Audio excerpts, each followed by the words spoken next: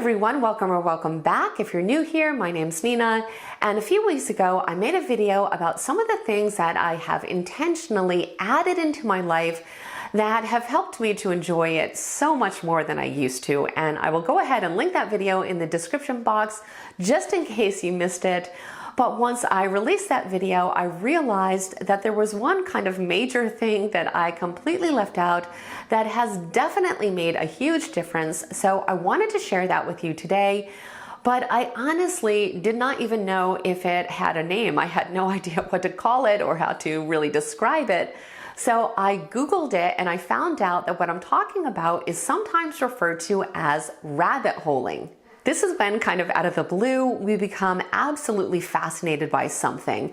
We get so interested in this thing that we can't stop looking it up and finding more and more information about it, to the point where it can almost seem like we're kind of temporarily obsessed with it.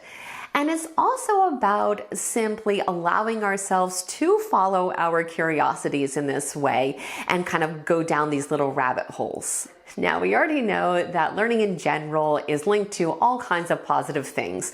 It keeps us young cognitively, it widens our perspective, it makes us more creative, it increases our happiness and well-being. Again, all very, very positive things.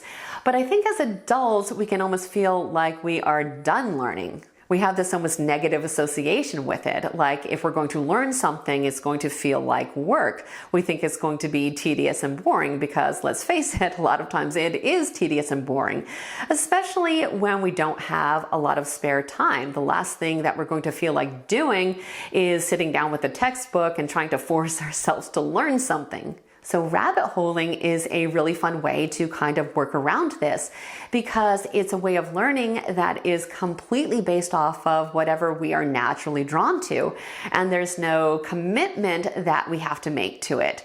And as a person with ADHD, this is something that I actually do instinctively, as many neurodivergent people do. We tend to get hyper-fixated on these random things that spark our interest and then spend the next couple days or weeks finding out as much information about it as we can.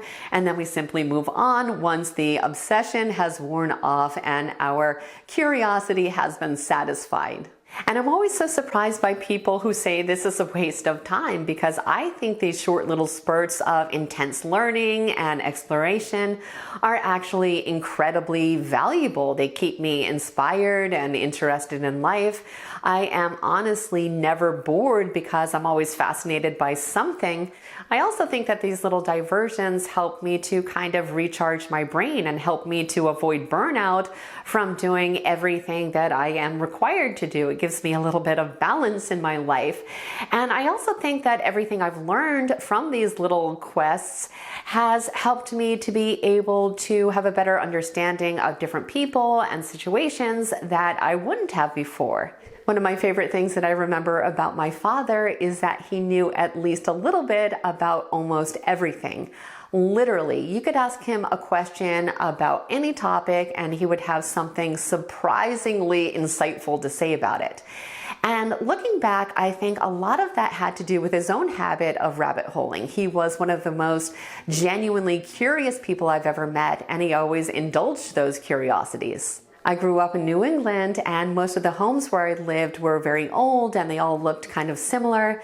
But like a mile and a half away from us, they started building this ultra-modern construction that completely fascinated my dad. So when they were done building it, he went with me and we knocked on the door and he asked them if we could have a tour. And they were really surprised, but they actually said yes, and it was completely amazing. And that one singular experience gave me a lifelong passion for architecture.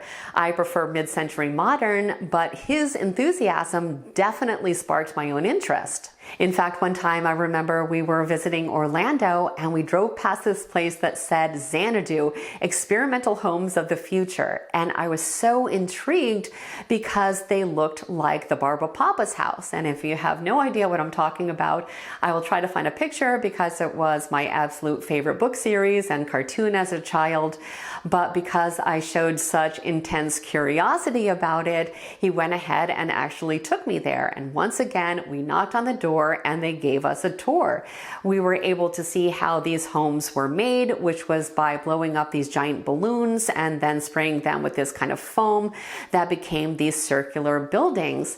And I think he just really wanted to teach me the joy of following our natural curiosities and learning in this way. And this habit is really something that has stuck with me throughout my whole life and made my life so much more interesting. And his also, he did so many crazy and fascinating things in his life, even just professionally. He did everything from being an aviator to an animator. And again, all of that came from going down these rabbit holes and allowing himself to become naturally curious. And I don't even think this is something that most of us have to learn. I think that many of us are doing this anyway.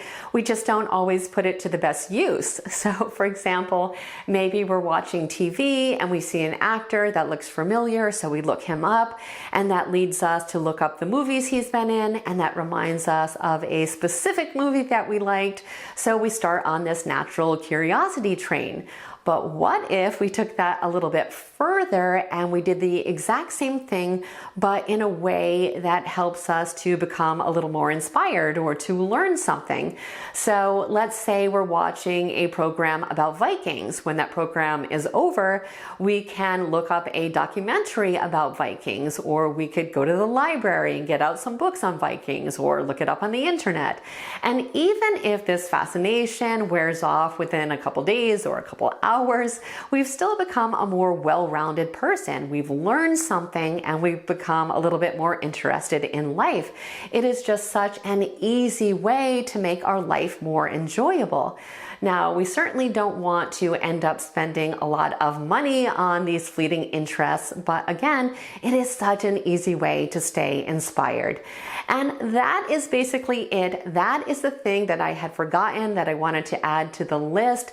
It has definitely made my life a lot less boring, and I would love to hear what your current hyperfixations are, so please let me know in the comments.